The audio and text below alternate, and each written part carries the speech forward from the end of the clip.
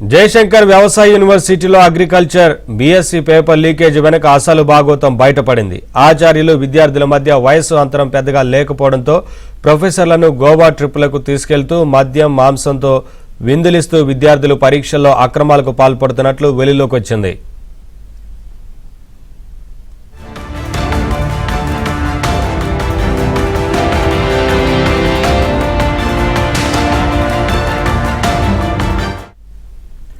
Agriculture BSc పరీక్షల్లో అక్రమాల తంతు కేవలం ఈ ఒక్క ఏడాదికే పరిమితం కాలేదు. 2017 నుంచి మొదలైంది.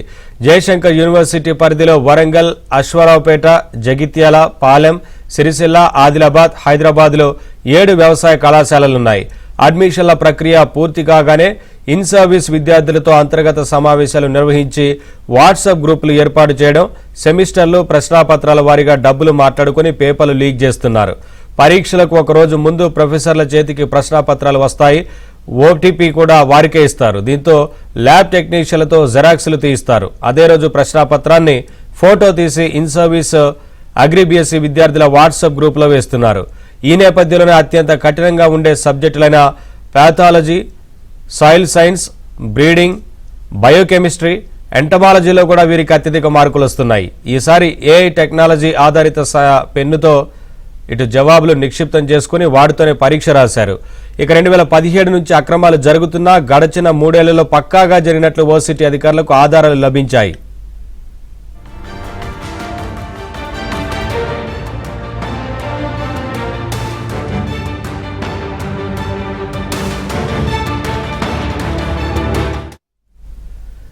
వ్యవసాయ విశ్వవిద్యాలయం పరిధిలోని కళాశాలల్లో ప్రొఫెసర్లు, అసిస్టెంట్ ప్రొఫెసర్లు, బోధనేతర సిబ్బంది, ఇన్ సర్వీస్ బీఎస్సీ అగ్రికల్చర్ విద్యార్థులు చట్టాపట్టాలేసుకుని తిరుగుతూ పరీక్షల్లో అక్రమాలకు తెరదీయడం, గోవా ట్రిప్పులు, వీలైనప్పుడల్లా మద్యం, మాంసం విందులు చేసుకుంటుండడం ప్రస్తుతం చర్చనీయాంశంగా మారాయి. 2021-22 బ్యాచ్లకు చెందిన ఇన్ సర్వీసు ఏఈఓలు గోవాలో వ్యవహరించినట్లు అధికారుల విచారణలో కూడా తేలినట్లు సమాచారం. అదే క్రమంలో ఒక్కో ప్రశ్నపత్రం లీక్ చేసినందుకు ₹1,00,000 తీసుకుంటున్నట్లు తెలిసింది.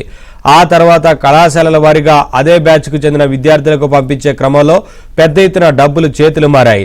తాజాగా చేపట్టిన విచారణలో వరంగల్ కళాశాలకు చెందిన ఒక విద్యార్థి బ్యాంకు ఖాతా నుంచి 12 లక్షల లావాదేవీలు జరిగినట్లు గుర్తించారు. ముఖ్యంగా వరంగల్, జగిత్యాల వ్యవసాయ కాలేజీల కేంద్రంగా పేపర్ లీకేజీలు జరిగాయి.